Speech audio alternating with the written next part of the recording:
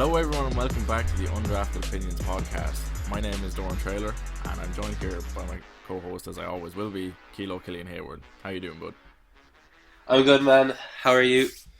I'm not too bad. I'm just bored. Like, day in and day out now, I'm not even bothered to play Xbox. It's just sitting around and being bored, really. Oh, stop! I'm the same. I bought. No, I didn't buy. I got Farming Simulator free on PlayStation, and do you know what? I've never put so much effort into such a pointless game, man. The newest version? Yeah, Farming 19, I think it is, and Oh. man, I spent 30 minutes plowing the field, man. 30 minutes, Look, and I was enjoying it. like, that's what I mean. Like quarantine is a necessary thing that's going on right now, but us being the boomer generation that we are, it's all Yeah. instant entertainment. And now that we can't leave our houses, all this instant entertainment that we had before, it's useless, basically. You know what I mean? Yeah. Right. Sorry, I had a cough coming. All right. Yeah. Right. So in today's podcast, what we're going to talk about is just a small little draft recap. Not very in depth because we're not draft analysts, so we're not going to know the players at the bottom of the seventh or the middle of the fifth. Yeah. So Yeah. what we're going to do is we're just going to give a couple of winners and losers in our own opinions of who we thought did well in the draft. Uh-huh. So who we wanted to start with was the Cincinnati Bengals. And What was that? go ahead. Cincinnati. It got caught on my tongue because I was trying to read it, but I have it spelled incorrectly on my sheet. So, yeah. So the Bengals, I thought the Bengals did a good job. Like, I'm gonna give the Bengals some serious credit for drafting Joe Burrow and not trading those picks away, because Yeah. as tempting as it was, like, there was reports that Miami might move up to try and get to number one so they can draft Joe Burrow, but they ended up taking Tua, and I'm sure there was interest there. Trade talks may have happened. Like, the Dolphins had 3 first-round picks, and if it was a case where the Dolphins really, really wanted to get there, they could have. And I'm just going to give credit to the Bengals for not taking any offers and drafting the right player in Joe Burrow. Yeah, I mean that's fair to give him credit for that, but I mean, like, you'd have to be pretty stupid to give up Joe Burrow, to be honest, especially with the situation that they've been in and everything like that. I think it was 100% given. I know that people didn't want Joe Burrow to go to Cincinnati, but you know what? Cincinnati is just one of those organizations and franchises where I'm just kind of like, you know what? Have your moment. Like, you better get results with this draft. But yeah, I think Cincinnati had the best draft in the draft, I guess.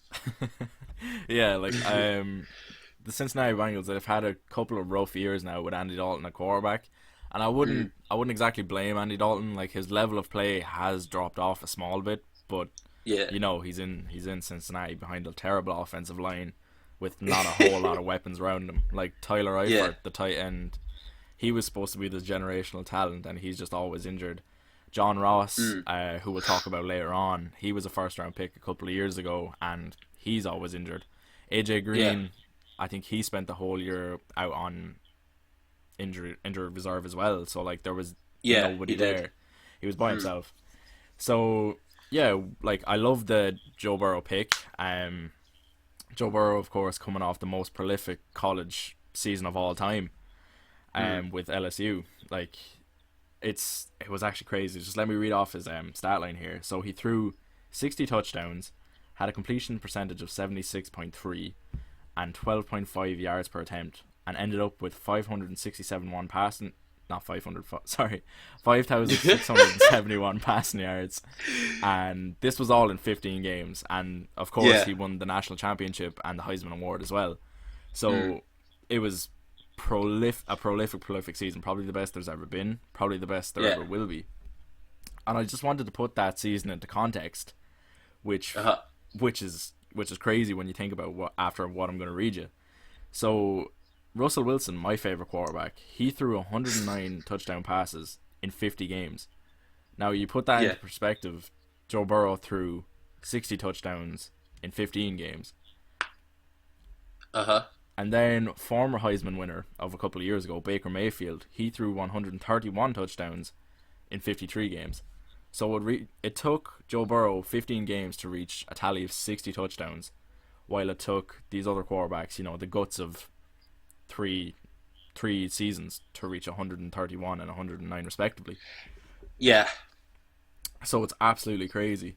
And then what the Bengals did in the second round, which I really liked as well, they took T. Higgins at the top of the second. Now, T. Higgins, he separated opinions on, wherever you were reading about him, but I liked him. Anywhere I read, he had a first round grade, so that was an excellent pick up at the top of the second for me. Yeah.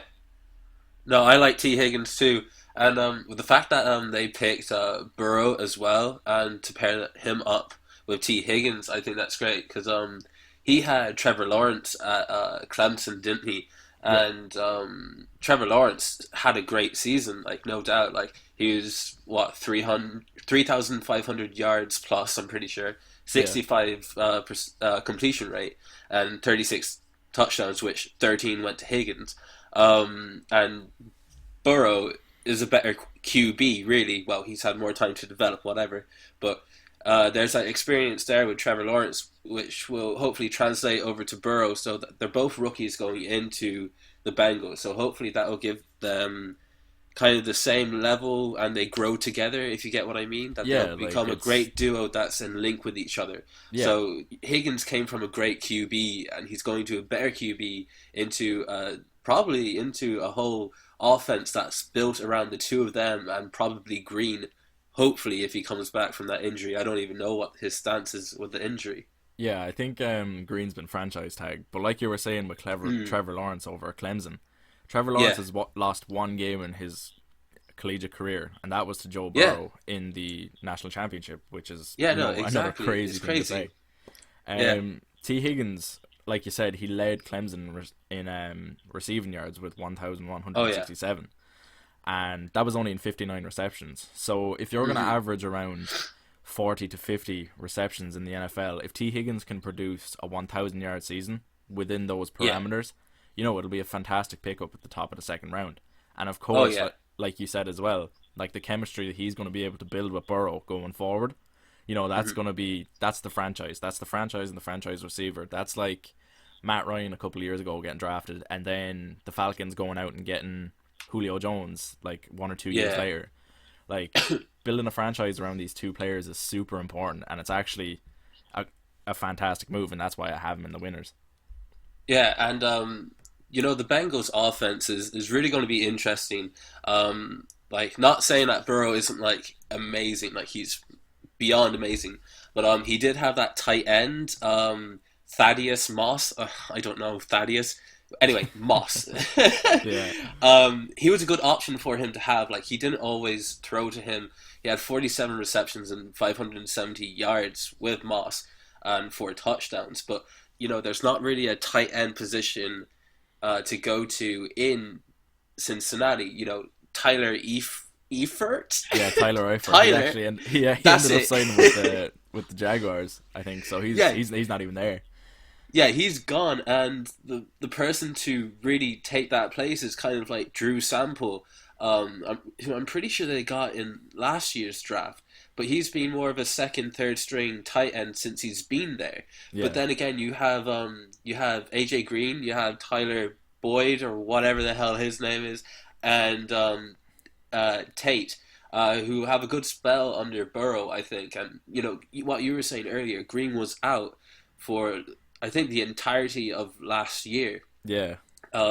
So Tyler Boyd, or whatever his name is, took his place and stepped up. He got 1,000 yards with Dalton there. So with Burrow, I wonder if that could increase even more. But then again, with Higgins coming in, I don't know who they're going to put out on that offensive line. But they have now a really good rotational offense there. Yeah, they do. Like, the receiving weapons that are there, they're very good. And we haven't even mentioned Joe Mixon. Joe Mixon's a pro caliber running back, and like you were saying with the tight end, a receiving tight end, there's the downfield seam worker like Gronkowski, Yeah. and then Yeah. there's the check down player like maybe Will Disley or Austin Hooper. But Yeah.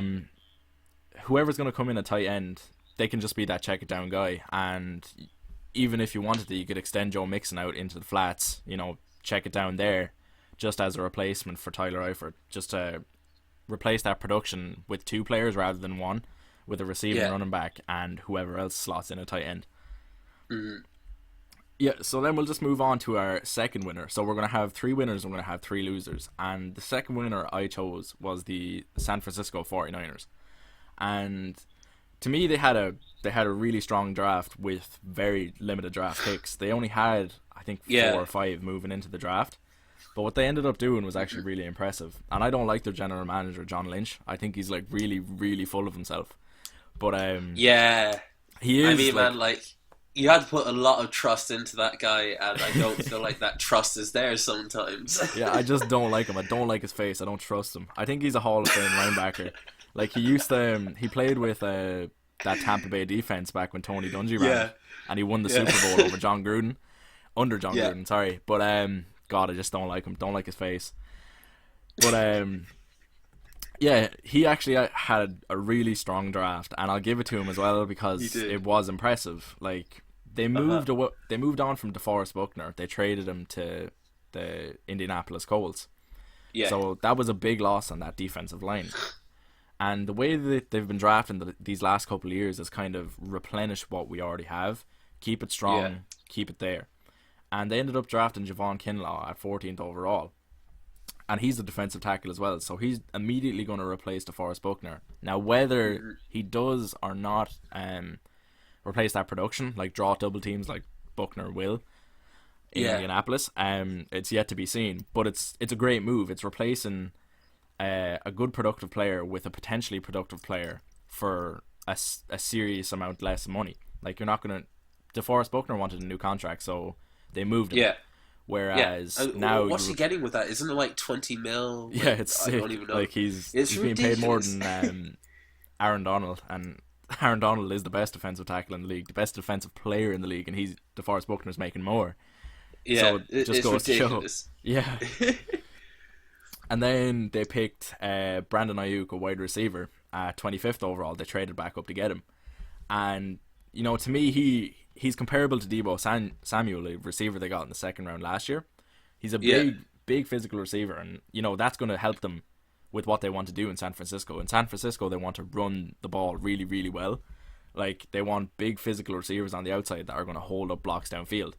And Deebo Samuel can do that. And now they have Brandon Ayuk, a big physical receiver who can hold a block downfield, to make an even bigger run play. So Yeah. I really like that. And of course, he is a receiver, so, he can catch the ball downfield. Yeah. Like, they're not drafting him to run block, basically. He is a receiver, and he is capable of catching the ball downfield.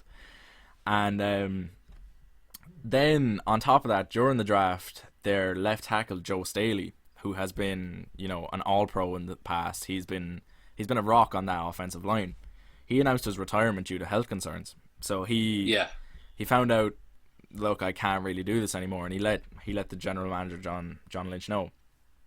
And left tackle is a seriously important position. It's the blind side for most quarterbacks. Like, most quarterbacks will have their back face to the left tackle as they drop back in the pocket. So it's really important to have a good left tackle to protect the quarterback's blind side. And even comparing it to my own Seattle Seahawks, we haven't had a franchise left tackle in years, and Russell Wilson just gets smacked on every second or third play. Oh, yeah.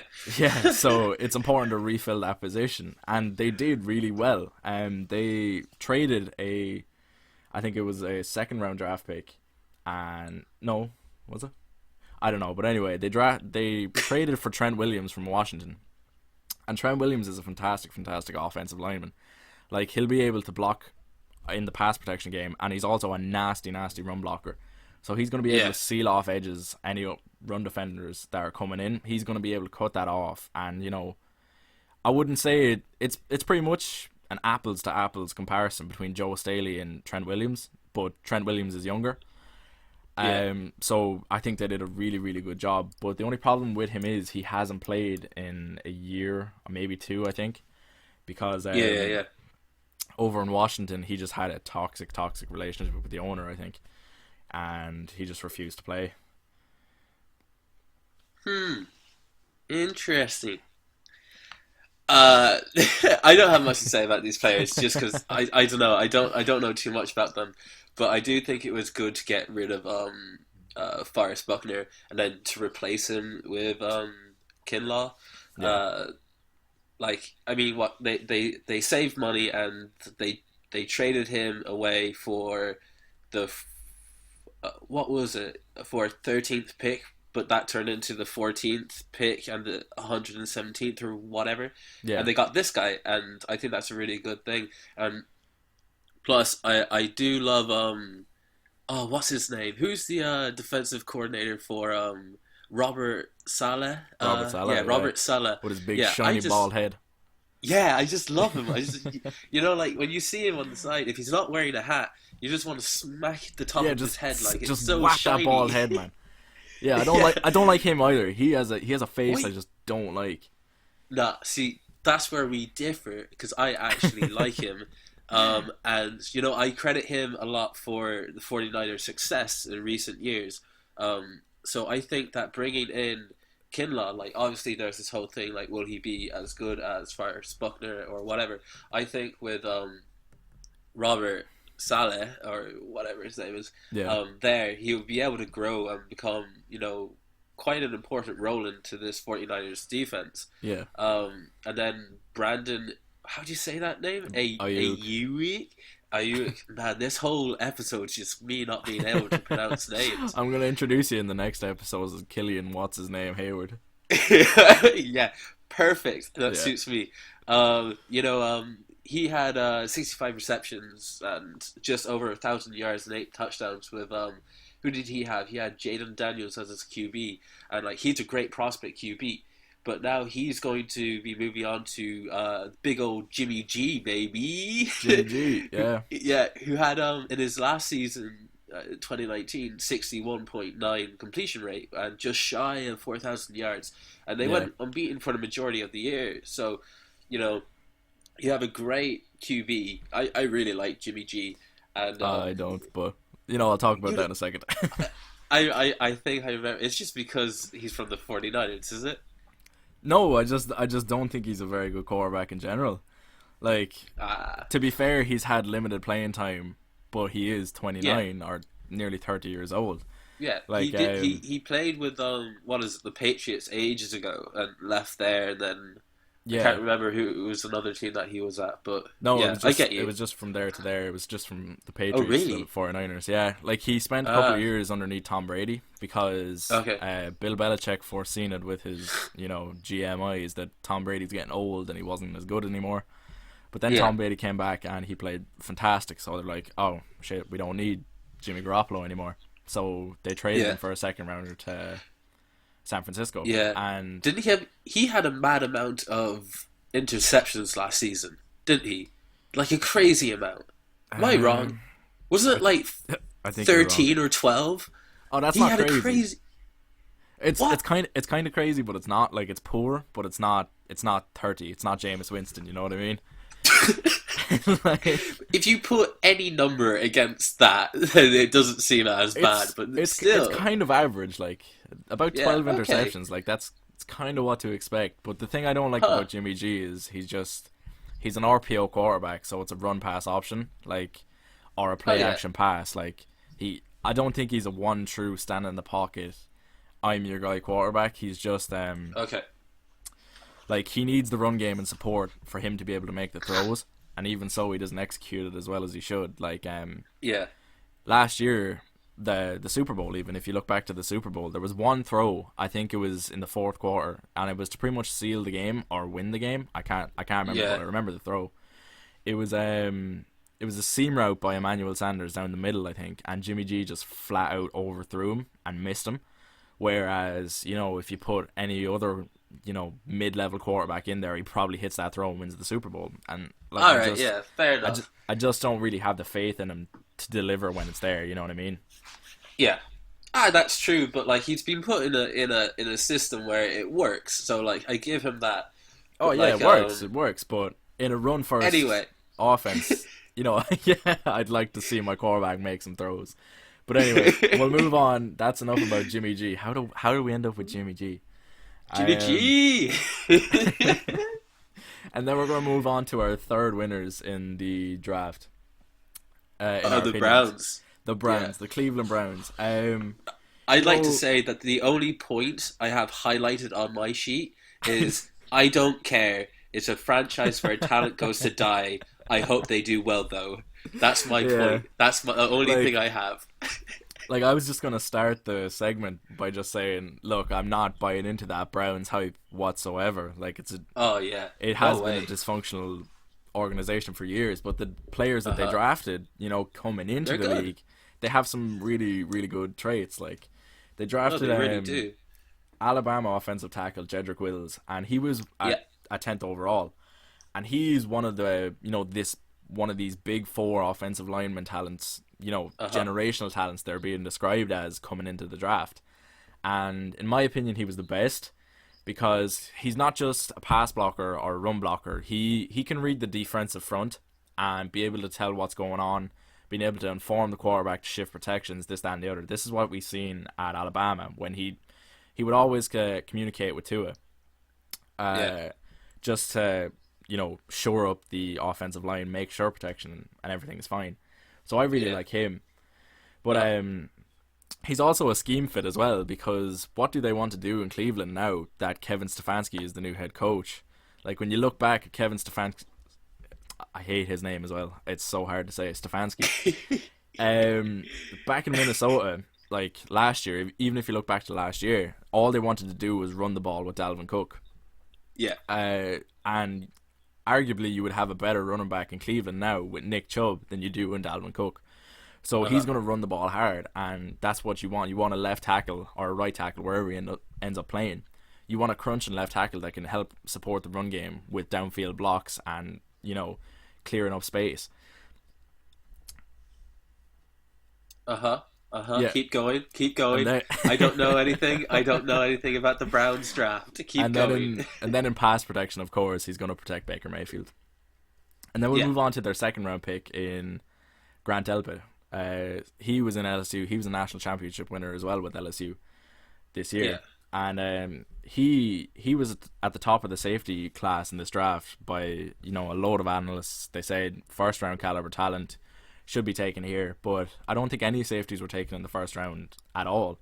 So he fell to the second, and so they took him here. And in 2019, he won the Jim Thorpe Award, which is the best defensive back in the nation. That's an award given out to them. So he's been nationally recognized as a good talent at the very least, and they filled the hole that the OBJ trade left just last year when they traded strong safety Jabril Peppers to the New York Giants as part of that trade. It was a package trade, and I think he's a good pick and a day one starter that fills into the Cleveland Browns. Yeah, like what I will say is that like the Browns, they haven't really had like that many great seasons. I mean, like what was it? Last year was a good season for them, and they still ended up winning 6 and losing 10. So it was a losing season. Yeah. But looking at, they're in AFC North, right? So they have the Ravens, Steelers, and the Bengals in that division. So Ravens, and Steelers, they're probably going to be competing for the top again next year within than that likely, division. Bengals, I mean, they just had the best draft, and they have now a great offense to deal with. Yeah, the up and coming Browns team. the Browns are, I don't know, like maybe it's just because I just think they're ass no matter what. And I'm sorry to any Browns fans, but Yeah, I think they're not going to do well next year with these draft picks. I don't even know if they've picked anyone up outside the draft because I picked don't up, really pay attention. I think they'd picked up a tackle as well, Jack Conklin. So I know that they've lost someone as well to the Panthers. That's probably the only person that I know. yeah, and it's- just with what you were saying, like they've always been bad. Like they were the only team within this decade to have no winning seasons whatsoever. So Yeah. history is there that they're not very good. But I do kind of hope they do better just to make it more entertaining. But Yeah, see, that's the thing. I never want to see a team be bad. You know what I yeah, mean? I always want to see a team have their moment, even if I don't like them. yeah, But I mean, like the Browns, like they haven't had a single season where you can say that it's been, oh, I'm happy for you guys. It's always just been, come on, man. What are you doing over there? Like, yeah, please get a winning season. Look, I hope all the best for the Browns, but with the reality of the situation, with the Ravens, Steelers, and the Bengals now, I don't think that they're going to do better because I'm pretty sure some of their wins were against the Bengals, wasn't it? I'm pretty sure, right? yeah. They beat the Ravens Yeah. though. They beat the Ravens the first time around. Really? Yeah, I swear to God. Yeah, Where did these wins? They bet the Panthers. I'm pretty sure they bet the Panthers. But I mean, we went on an 8 losing streak. We went up 5-3, and then we lost 8 in a row. yeah. So there's that too. Yeah, all right. That's the end of the Cleveland Browns. Hopefully they do well. Baker Mayfield picks it back up, gets back on track. I'll light a candle for them. I'll, At the start of next season. I'll get my granny to light a candle as well. She'll say a prayer for them. Although she is also a Seahawks fan, just to preface. Yeah, she probably won't want anything to do with And that. then just some honorable mentions, just some people or some teams that we thought did well. Just the Broncos, they drafted Jerry Jeudy out of Alabama. Yeah. Another good receiver. And also KJ Hamler in the second round, another receiver. So they're really giving Drew Lock the weapons that he needs to progress and, develop at a faster pace than most would have the ability to do. Yeah, And then the Cowboys picking up CD Lamb out of Oklahoma and then picking up Stephon Diggs' brother, Trevon Diggs, yeah. in the second round. Just to show And up then the even defense. outside of the draft, I mean, I know we're comparing draft, but like just in general, like outside the draft, they made a few good moves as well. So Yeah. Cowboys are doing well. Yeah. I would have put like my bias is always towards the Panthers. I thought they had a bad draft like initially, but now I'm looking at it in positive light. I would put the Panthers at number 3 spot or on the number 4 spot for who won the draft. Yeah. And we also gave some credit to the Kansas City Chiefs picking up Clyde Edwards-Helaire, the LSU running back. A really, really versatile running back. That's going to fit that scheme perfectly. Yeah, And he's going to be a huge producer in fantasy football next year. Yeah, Yeah. but also, what's their situation with their cap space? Did they fix that?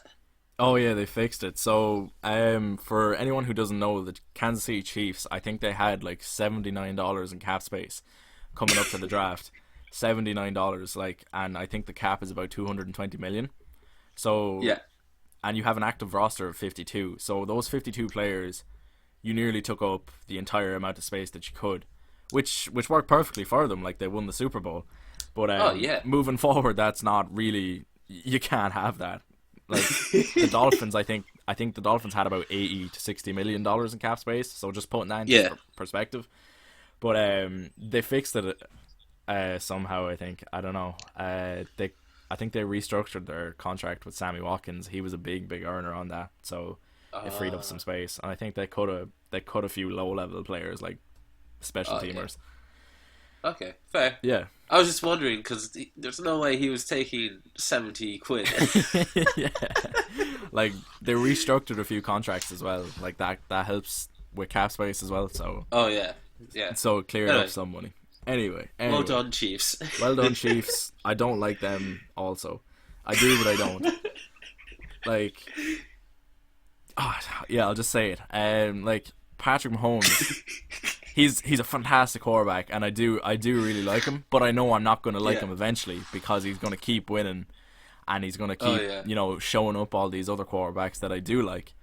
And like as it stands now, he has one Super Bowl in his third year. Yeah, his third year. And Russell Wilson won a Super Bowl in his second or third year as well, so they're already equal. But what I'm hoping happens is, he gets this drought like all these other quarterbacks do, instead of just going on Tom Brady run and winning a couple of Super Bowls every odd year, because it would just annoy me.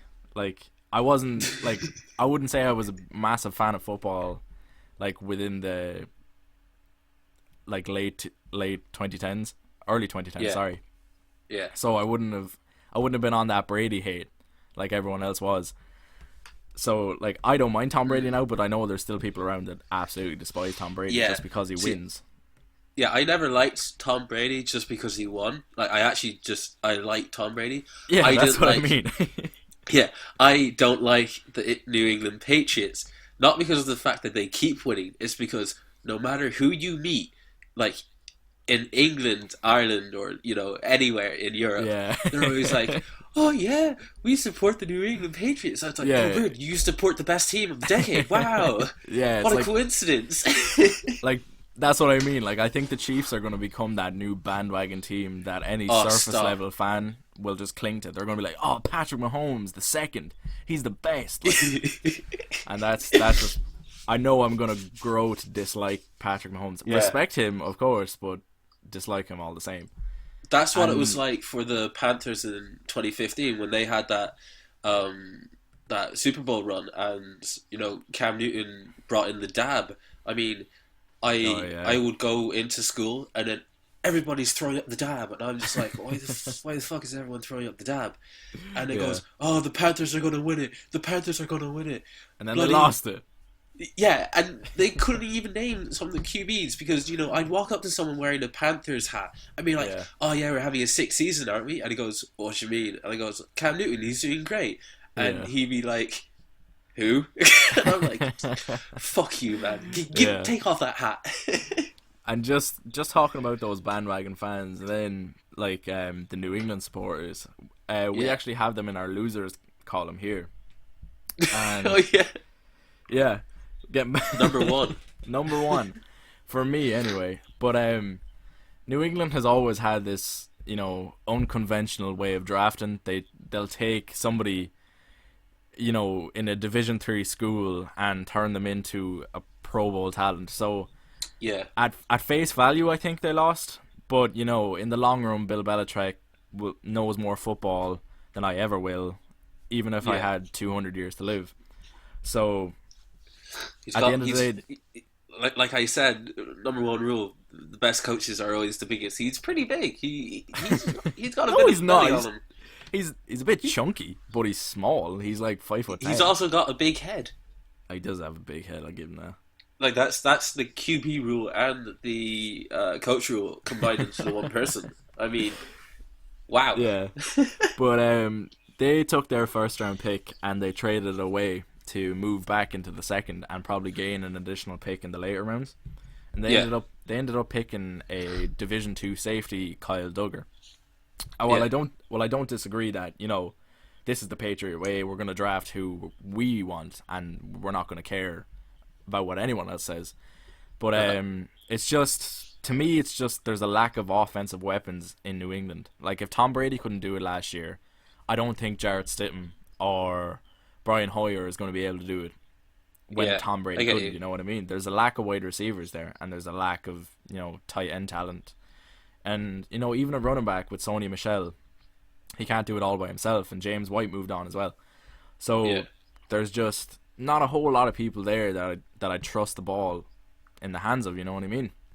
Yeah. And while I know Bill Belichick loves his defense, and last year's defense was almost historic in terms of its production, Uh, you still have to score points to win the game. And I just yeah. take in a class loaded with all these wide receivers and all this wide receiver talent, just take a flyer on one of them instead of just drafting this Division 2 safety. Yeah. It is always hard to tell though with the Patriots on, they've like for the past while they've always been one of the last people to get a draft pick, like just because they've always played pretty well and pretty great, and they've always seemed to have made the prospects into legitimate like good players. So Yeah. it'll be interesting now since they don't have Tom Brady on the team to keep the winning going, because I think that was a big thing that they relied on when they brought in a rookie that wasn't received as like a great player. They always had QB Tom Brady, there to still win them the games. And Tom Yeah. Brady gone, it's going to be an interesting thing. Not to mention that the Bills are on the up in their division as well, Yeah. and yeah, it's going to be interesting. I think for the Patriots going forward. Do you know what? They probably might tank to get what's his name, Trevor Lawrence from Clemson, right? I don't know. Yeah, he is. Yeah, but he is going to be a highly touted prospect next year. Yeah, But I just can't see New England tanking. Like, I don't. Bill Belichick is all about his reputation as the best ever, and yeah, I that's don't true. think I don't think he wants to take this loss, especially with Tom Brady gone now. Like, it's always been this Oh legacy yeah, battle between Tom Brady and Bill Belichick. Like, who is responsible for the winning? Like, I yeah, hold it as that's true. 50-50. Like, of course, Tom Brady's on the Oh, field. absolutely. It's hand in hand. Obviously, I don't know what their meetings are like, but Yeah, I'm guessing it's Tom Brady looks at what Belichick has written up and goes, "Yeah, I can do that," and he does that. That's how I yeah, always feel like it goes with the two of them. You have someone who can execute a plan perfectly, then you have someone who can make the plans perfectly, yeah. and then it Like, was just a natural harmony kind of thing. yeah, it really was. And now that they're separated, people are gonna have the two of them under microscope. So I really don't see Yeah. Bill Belichick, going out of his way to lose a season, while Yeah. Tom Okay. Brady is in Tampa and will probably go on a winning season. You know what I mean? Yeah, I get you. And yeah, so just just moving back to the draft, I think maybe like my reasoning of why they might not have taken a receiver is because of N'Keal Harry last year. He was a receiver they took at the bottom of the first last year, and his production was really, it just really wasn't there this season as a rookie. Yeah. So maybe that kind of detoured Bill Belichick a bit. So he thought about it. He's like, no, I took this guy last year. Maybe we can develop him. Or he looked at it as, no, I took this guy last year and he wasn't very good. So maybe that's why he didn't pick a receiver and took a trade and moved back to get the safety. But it is what it is with the Patriots. I'm probably going to look stupid in a couple of years' time when this Division Two safety, Duggar, makes a pick six on the line, takes it back to win a Super Bowl or something. I'm probably going to look stupid, but for right Yeah. now, at face value, it just didn't look that good to me. I mean, with half the stuff I've said about other teams, I should not be talking about American football. But hey, I have opinions. You know what I mean? That's why we're undrafted, bro. Yeah. Yeah, like Bill Belichick wouldn't even draft us, and we play in the Irish League. Like we would be the height of undrafted. Yeah. Um, That's true. Yeah. yeah, it is. Like But we're not I gonna. but I mean, like we're the prospects of the league. Oh, technically, I only played like 2 games, I'm pretty sure, and I was injured for both of them, and it was because we didn't have the numbers. And I remember it was my ankle. Remember in training, yeah, I I do. broke through and I got caught up in that net and twatted my ankle. And Yeah, then in the game, so they're like, "Killian, can you go in?" And I'm like, "What? No, I can't." And they put me in, and then yeah, I'm like to the QB in the huddle. I was like, "My ankle is fucked. Just make me block for you," because I was a fullback. And he yeah. goes, "Nah, we're gonna go on a bloody whatever, Nah, whatever." And it 12 was a base, running play go. for yeah, it was a running play for me. And I was Yeah. like, "Are you mad?" I took one step and I just took a knee. Yeah, so our American football highlights, they're not as impressive. But if you want to know, if you want to know about them, let us know. We'll talk about it a bit more because my stat line is Go also follow very unimpressive. WIT American football Oh yeah, go follow WIT American Football. That's the club that we run in our college. with Vikings, but we're not actually called with Vikings because we can't be called with Vikings. But yeah, I know I changed the name on Instagram, so it is with Vikings now. oh okay, Yeah, got a so lawsuit coming. and then moving back to the actual draft, not the draft of Irish players, but the Oh draft yeah, of college talent in America, and we chose the Philadelphia Eagles as the second losers in our draft. I thought it was Green Bay.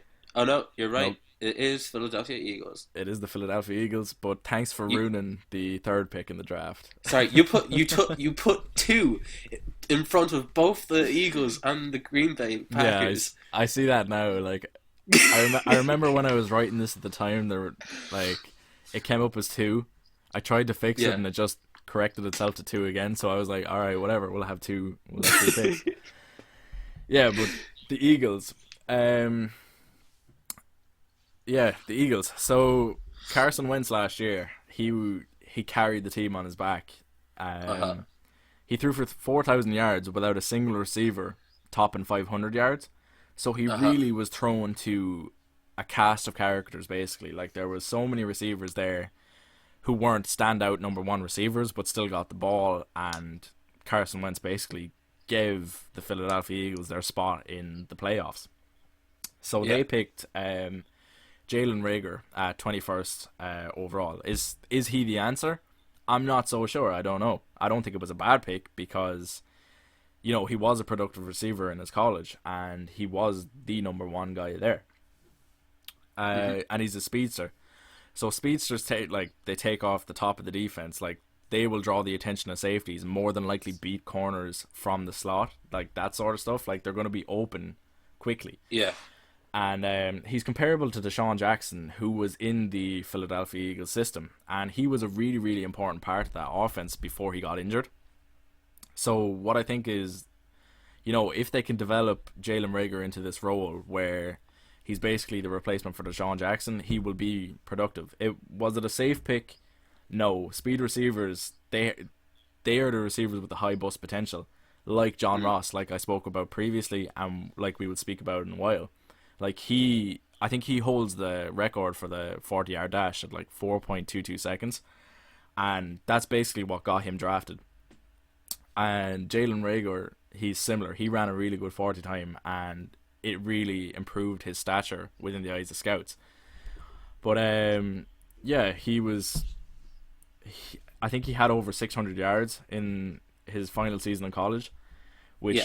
which is underwhelming. But he was the number Hmm. one guy there, so it's kind of whichever way you want to look at it, like it works and doesn't at the same time. You know what I mean? Yeah. Yeah, and then with their second round draft pick, rather controversially, well, not as controversial as a quarterback picked prior, but we'll get on to that. But they drafted Jalen Hurts, the quarterback out of Oklahoma. Yeah. And, you know, like I spoke about there with Carson Wentz not really having the weapons, and they just gave him a new weapon. Yeah. Like, there was Zach Ertz as well, the tight end, but he wasn't. He's a tight end. He's always going to be there. But taking a quarterback at second overall when you don't really need one in the in the second round of the draft, it was strange. It was a strange pick to me. I didn't like it because Hmm. he's not a bad player, but would you do you really want him on the field taking away snaps from the guy that got you to the playoffs last year? Like no, Yeah. not really. Like you paid Carson Wentz all this money to be your quarterback, and while I do know that like he's not going to be a potential starter for the Eagles in the future, like he might be, I don't know, but in the immediate future he's gonna come in as a gimmick player, a gadget player. So he's just gonna be running, power runs from the quarterback position because he was an extremely effective rusher Yeah. in college. Like he led Oklahoma in rush yards in his final season there with over 1,000. So he had more rushing yards than the actual running backs did. So that's probably what they're going to use him for. They're going to bring him in, have those gimmick plays like Taysom Hill over in the New Orleans Saints. But Hmm. like when there's other players on the board, especially when there's other positions to be filled, quarterback just wasn't one of them, and I just didn't Yeah. agree with the pick. You know what I mean? Yeah.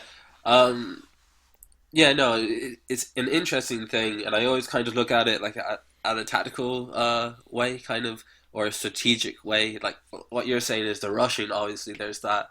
Yeah, Wentz, how old is Wentz? Because I actually don't know. he's not very old. He Is only came out a Yeah, couple of years ago. yeah, exactly. So you know, you know, with our next pick is kind of an example of this, where you get a young prospect QB right now, and Yeah, then you let your regular season QB kind of build him up, and then when he's gone, you have someone there to either transition into or help transition into another QB. But yeah, obviously, I don't think they're in this area yet because Wentz is pretty much in his prime at this point he's doing really well, and he's not really injury prone either. That you need to draft a QB to take his spot, like in a serious situation. But Oh. what? Carson Wentz was the quarterback that went down, and Nick Foles Yeah, had to take over for him. Nick Like Foles he, took over. But what I mean is, like, wasn't that just one injury though? He's not injury prone. He's just had an injury, right? it would be arguable that he is a slightly injury prone, but he is and he isn't. Like last year, he went off like he was injured in the playoffs against Seattle, but it was a Okay. concussion, so it was a completely different story. But Yeah, see, that's not really injury prone. That's just being getting whacked in the head and like getting knocked yeah, the fuck out. like in my opinion, he's not injury prone. But if you argue with people There is an online, argument. Yeah, there's there's a an argument debate to be for had that that. he is. Like, yeah, Yeah, I mean, like I would put Cam Newton as injury prone because his shoulder is just the worst, and what his ankle as well, and then what I read somewhere that there's something wrong with his wrist, and I was like, what? I never heard that before. Is there something wrong with his yeah, wrist now? Oh God! But anyway, I don't see the need for to pick up a QB in the draft, especially since that there's a lot of other really nice prospects there that they could have taken, yeah, and but whatever. They're going to just stick with what they have, yeah. and they'll probably be in the same position next year, and they'll rotate your man, the new guy. Oh, wait, what's his name? I read Jalen Oklahoma. That's not Jalen his name, Hurts. though. Yeah, he's from Oklahoma. Yeah, he came out But of they might throw Oklahoma. him in for a few, set pieces or whatever like that. But I don't Yeah, see a set big piece. Throw reason him to in get for the throw him in for the corner there, lad. the Philly special. Yeah, no, he'd probably run the ball on the Philly special. But Yeah. anyway, to our last pick of the losers in the draft just passed. So we picked Green Bay, as Killian mentioned earlier, Yeah, and sorry. yeah, apologize, but whatever. So they picked Jordan Love at 26th overall, and again, it's just it's the same but different situation as Philadelphia, like we just spoke about. But in Green Bay, you have Aaron Rodgers, and everyone's been comparing it to the Brett Favre, like, oh, Rodgers just had done to him what he did to Favre, Yeah, and I don't agree because it's not the same. It's not the same situation. no. Brett Favre, after he turned 33 or 34, he threatened retirement, Yeah, every second day for the next 3 years. Like, Green Bay had to draft Aaron Rodgers when they did because they weren't going to be left without a plan because Brett Favre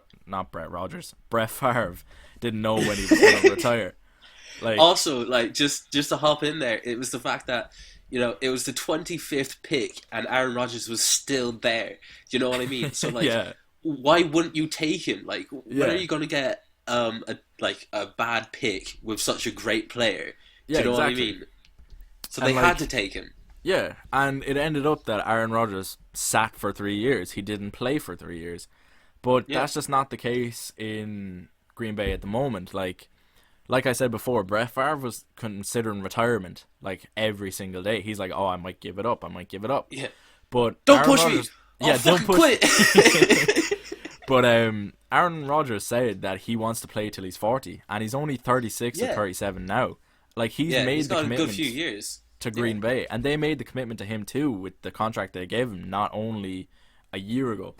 But it was just really, really strange, and now it's just put Green Bay in this whole situation where Aaron Rodgers is going to be disgruntled because he is, as a quarterback, slightly thin-skinned. Like, he remembers what people say about him. Like, yeah, Mike McCarthy, now the Dallas head coach, but when he started out and when Rodgers was drafted, Mike McCarthy was the offensive assistant in San Francisco, and they yeah, drafted Alex Smith. But Rodgers yeah. never ever forgot that. Like, when Mike McCarthy became head coach in Green Bay, Aaron Rodgers would always remind him, "Oh, hey, remember when you picked Alex Smith and not me? That was a bad decision, wasn't it?" Like, Yeah. Aaron Rodgers will forever remember this. Mm. And to me, it just means that Aaron Rodgers isn't going to be playing there in 2 years' time. Like, he's going to Yeah. finish his career elsewhere. Yeah, that's the thing is that like there's obvious signs that he's not even near ready to retire because he's still a great quarterback. Yeah, it's Um, all the he's skills one are of the still great there. Yeah, no, exactly. And what I was going to say is that it's going to be such an awkward position for the new quarterback. What's his name? Something Love. Yeah, what's his name? Hayward. No, Jordan Love. Yeah. Jordan Love. It's going to be such an awkward dressing room and everything because you Yeah, have Aaron Rodgers, like one of the greatest quarterbacks of Green Bay history, like honestly, yeah, and now you have this kid coming in that it seems like is going to be taking over soon, yeah, and that's not good at all because how can you like I just find it disrespectful to Aaron Rodgers. I really do because I like the guy. I really do like him a lot. yeah, I don't think he's great as what everyone else says he is. I rate him as a great quarterback, but he's not like oh my god like God Almighty. You yeah, know, like he's yeah, just a good quarterback. But I think it's really disrespectful. Love wasn't even that kind of quarterback that you needed to get. You could like it's like there's not going to be another guy like him in years. We need to get yeah, him. yeah. It's like He's like there is no need to rush to get this guy. Like and yeah, like oh, it's just there was a lot of pre-draft hype around Jordan Love, like, oh, he is the next Patrick Mahomes, he's but not. he's Well, I don't know I don't actually. know, he could be, like, I'll never say Yeah, never, but his final season in college just didn't look that good. He threw like yeah, 17 interceptions and like 21 touchdowns or something. Like, I don't know, it wasn't like this. The off the ball skills were there, like the intangibles, but yeah, it's just it was just a really bad pick at a really bad time because now both of the players, they're going to have to face questions upon questions for I don't know how many years oh until stop, Rodgers yeah, finally leaves about this, yeah, like, and it I think it's came out recently enough, or at least there's kind of hints there that the head coach Matt LaFleur, he wasn't even completely behind this pick. He didn't really want this to be made. It was oh fully wow, by the okay, general manager. huh, But that's yeah, interesting. in a draft where there's all these receiving weapons and Aaron Rodgers of all quarterbacks, he doesn't really Oh have a no, surrounding he, cast. He yeah, has, exactly. And you got one of the best QBs with such a gunslinger arm. I mean, he yeah, can throw that ball so deep. yeah, he can. And Yeah. like I said before, like taking a quarterback when it's not necessary and then not giving your quarterback the necessary weapons, it just kind of Mm. adds up into a what the hell sort of move was this? Yeah. Because like they have this rotational receiver group at the moment and they're just all not very good. Like none of them crossed 500 yards, whereas Devonte Yeah. Adams was the only one to cross 500 and nearly reach 1,000. But the thing about that is, like, Devonte Adams is going to draw double teams because other teams aren't afraid of any of these other receivers. Like, they're not really going to care because, like, while you do have to cover them, yes, they're not going to draw as much attention as Devonte Adams. Mm. And it was just a poor move in the first round. Yeah. Like it sounds like I hate on Love, but I wish him the best in all Yeah, honesty, exactly. but Like, I don't he want to see should the not player have gone fail. to the Green Bay Packers. He just shouldn't Yeah, have gone to them. Uh, I feel bad but for yeah, Rodgers as well. yeah, I do too. But and then later on in the draft, they took a running back who is more of a bruising running back, so he's a bigger, Yeah. stronger type of running back. And I think the play or the idea was to convert this guy into a fullback Yeah. and make the Green Bay offense more run centric. And to me, it was kind of strange because you like it's not Jimmy G back there; it's Aaron Rodgers. Aaron Rodgers can throw the ball. Woo Like, woo, Jimmy yeah, G. Matt LaFleur can trust Aaron Rodgers to win a game, where Kyle Yeah. Shanahan and the 49ers, he can't trust Jimmy G to win a game. So it's just strange, this whole Yeah. shift into a run-based offense where you have this quarterback who is able to make the plays. And yeah, I just really thought it was a poor draft by the Green Bay Packers in general. Yeah. Uh, Considering that they had areas that they did need to address and they didn't really seem to even want to. I don't know. yeah, like I'm just looking at it from the outside, but yeah. But why? again, like I just wanted to mention the San Francisco 49ers when they played him in the NFC Championship game. Like the Yeah. Green Bay Packers got absolutely smacked. Like they're Uh huh. still running the ball in San Francisco on the Green Bay Packers. Like, Yeah. the Green Bay Packers couldn't stop him. And like a run stop defender, like a linebacker or a defensive tackle or even an edge defender, like any of these would have helped, wouldn't have been as highly criticized as a quarterback in the first round. But anyway, you as a Carolina Panthers, sure look, that's just what it'll be, and they'll forever be linked now as well. So it's just what it is. But you as a Carolina Panthers fan, how do you think that their draft went? I can sum it up in one word, and it's defense. I mean, like, what? Just defensive players? I mean, like, I get it. Like, I've been asking to revamp and like to improve the defense for years, you know, but I didn't expect them to just focus on it for the draft. I was expecting it to be like they're going to go with a few defensive players and then they're going to get a few offensive players, hopefully. But nah, they just went full defense, and I thought at the start that this was a bad call. But looking at it even more and more into, I think that they did pretty well. I'm actually happy with it. And I know, like, I've looked into a good few of the picks and all that kind of stuff, and I think there's a lot of potential from these, especially with our new coach and our. Who's our defensive coordinator? I think it's Phil Snow. Phil Snow. I know this one. Phil Snow. I think there's a lot of potential in these picks. Yeah, like I think they were the first team in history to draft all defensive players within the first, like, it had to be traditional done. 7 rounds. Yeah, apparently it did, but I don't know. But yeah, who was your favorite pick by the Carolina Panthers? And you know, a little bit about why he was your favorite. Right. So, look, like I'll just go with the obvious one. It's probably a round 1 pick, pick 7. Initially I did think it was going to be Simmons because I was like, Kuechly's gone. I mean, yeah, what's going to happen? But we got Derek Brown instead, and do you know what? I do like that a lot. He got an award. I can't remember what it is, but he's good. But he's really athletic as well. Like, actually, and he's quite a big guy too. And you know, I've seen a lot of people talking about him being like, oh, you know, pass rusher, blah blah blah. And like he's really got that presence on the line and everything like that.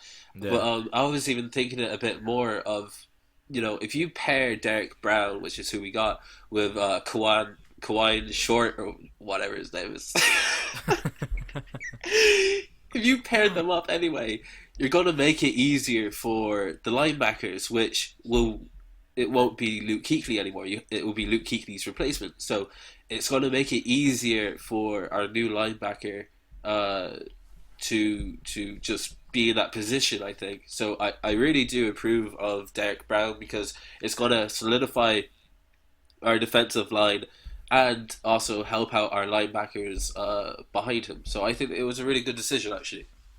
Yeah. Yeah, credit to you. You actually remembered everyone's name this time. Well, it's the Panthers, so I kind of have to. Yeah. And then I'll just do a short little run over the Seattle Seahawks draft because, you know, I am a Seahawks fan. That's the one I paid attention to the most. Yeah. We drafted a linebacker out of Texas Tech in the first round at 27 overall, Jordan Brooks. Yeah. And, you know, this was like really, really criticized at the time. It probably still is being criticized by a lot of Seattle fans as well.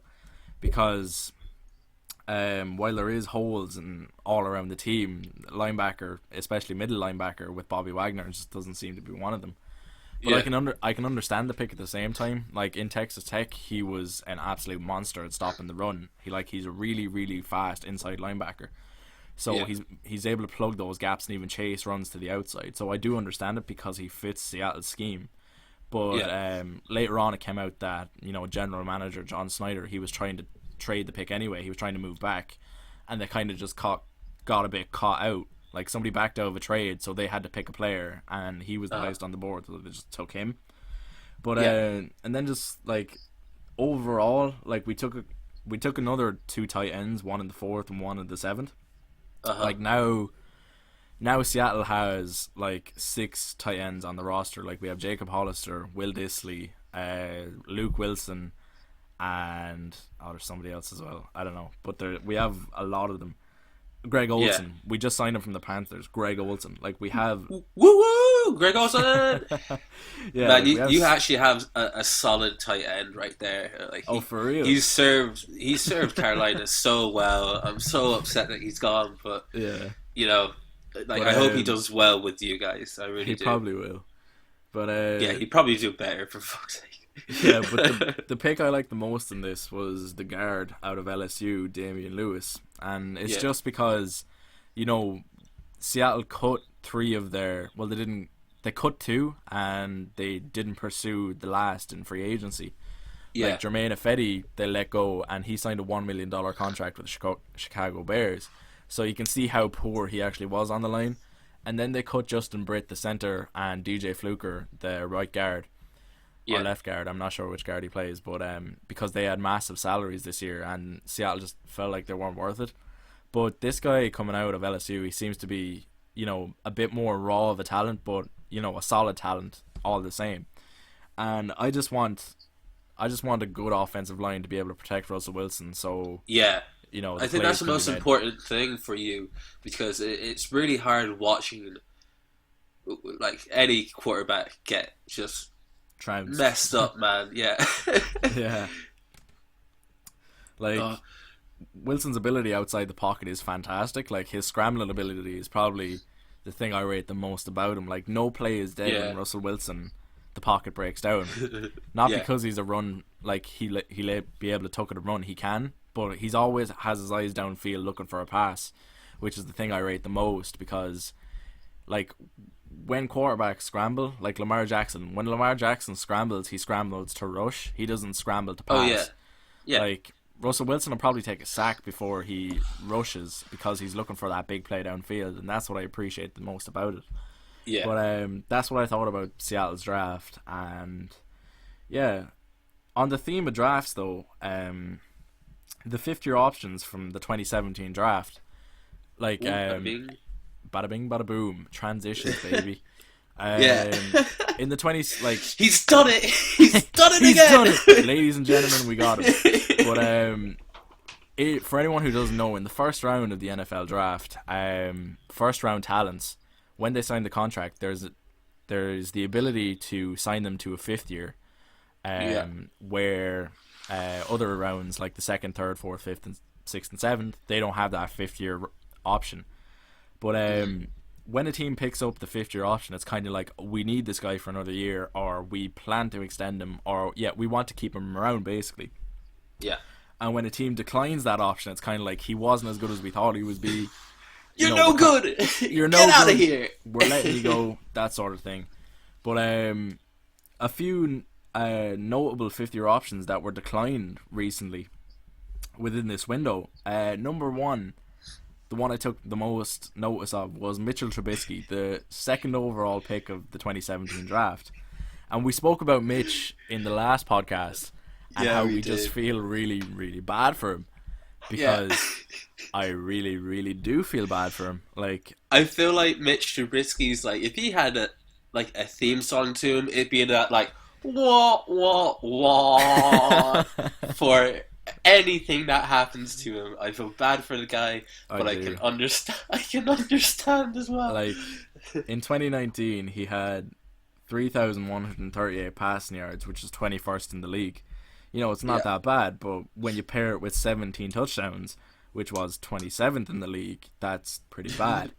And an average QBR rating of 38.5 out of a maximum of 158. You know, it's just not very good at all. Yeah. And, you know, the Bears, now it's kind of, like, last week we spoke about what was Nick Foles being brought in to do. Like, is he brought in to start, or is he brought in to mentor? And now with this 5th year option being declined, Nick Foles is coming to start. That's Nick Foles' job now. Mitchell Trubisky won't get a chance this year. Poor guy. Poor guy. That's all Poor I dude. can say.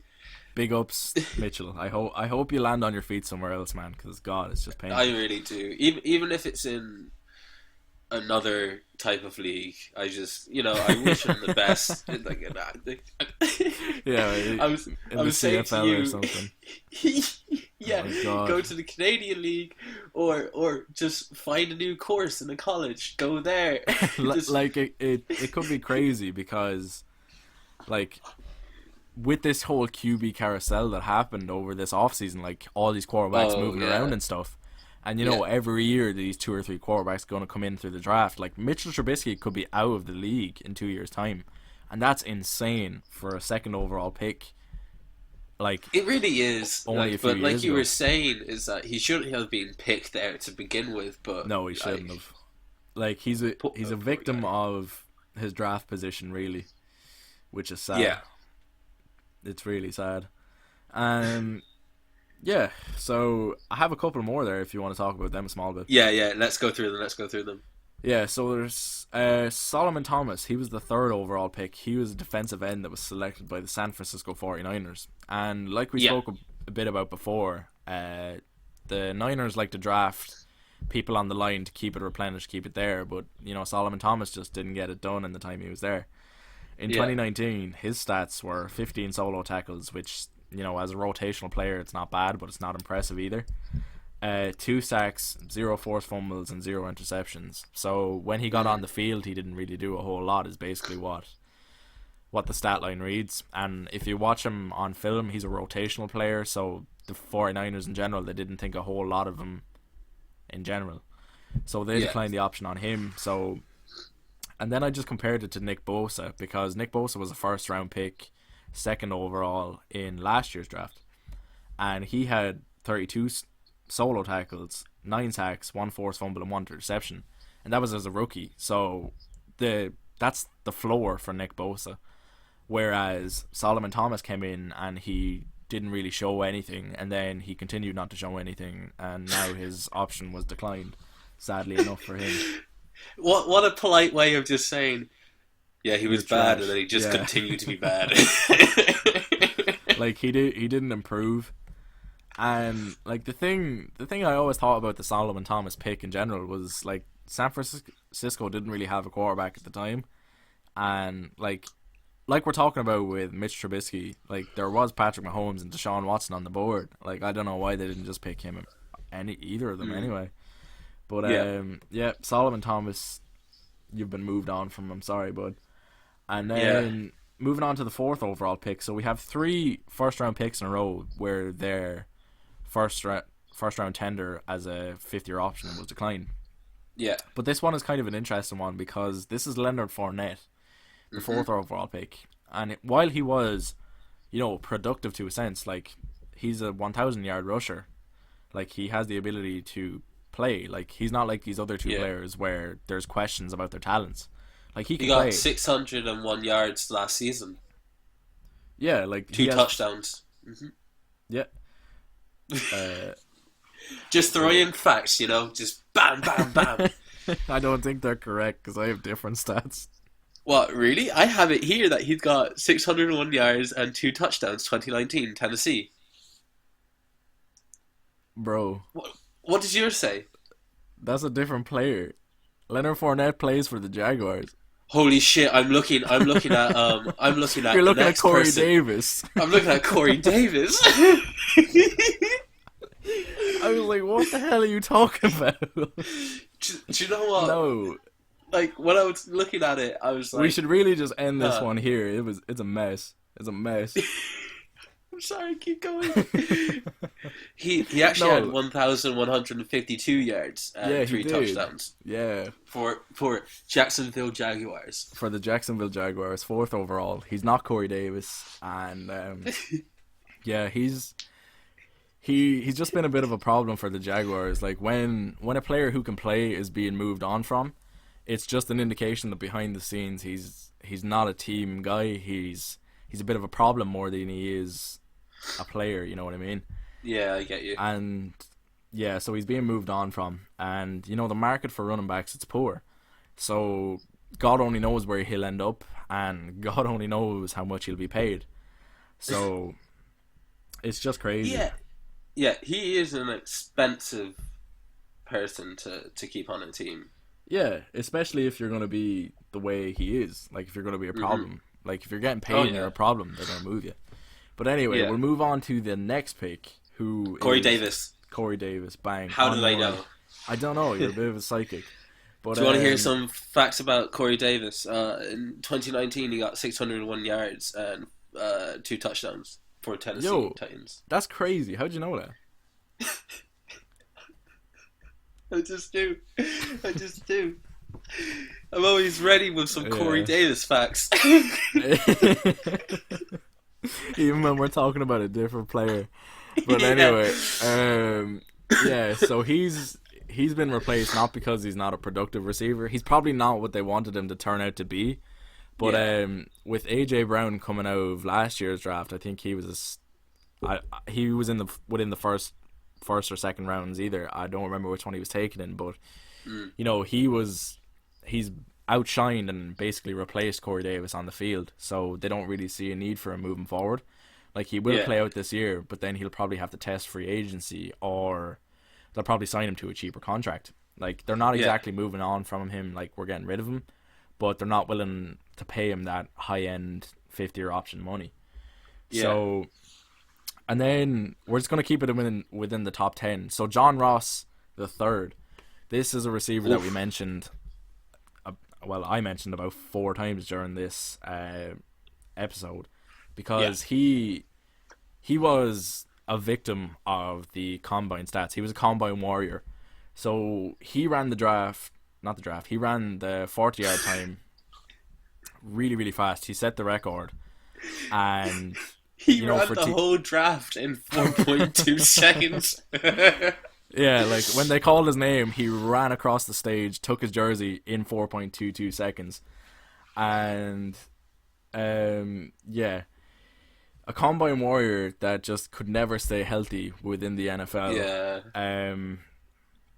Like, we give Cincinnati praise now because they're drafting well, but you know, 3 years ago, they wouldn't have had the best draft, and they probably wouldn't have had the best scouts.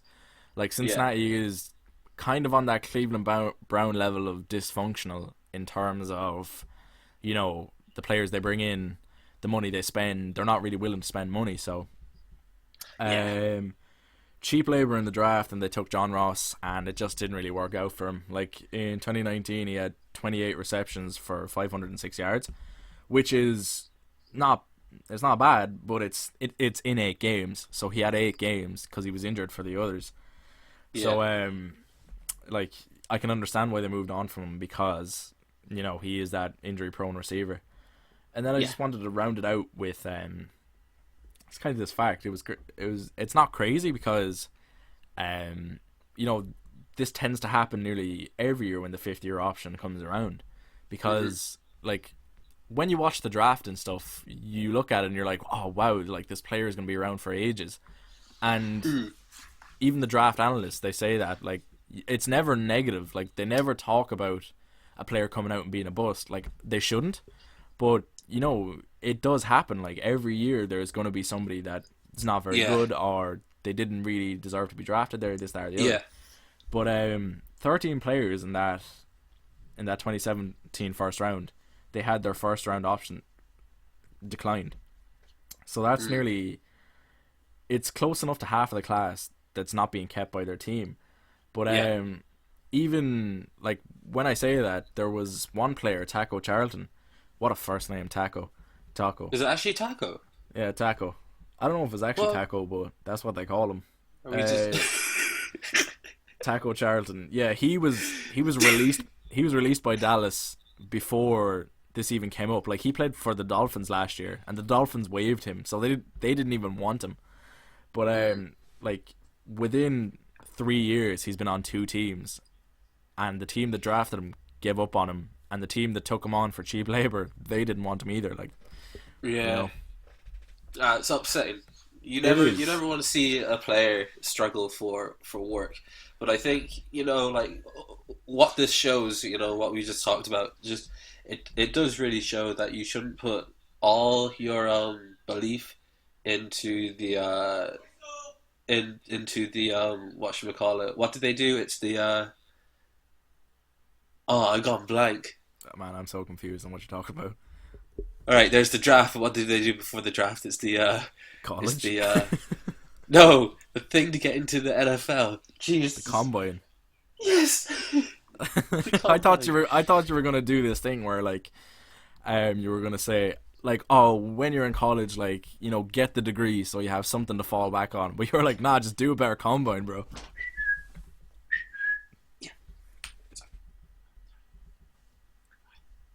Yeah, do I continue? Continue, man. Sorry. Yeah.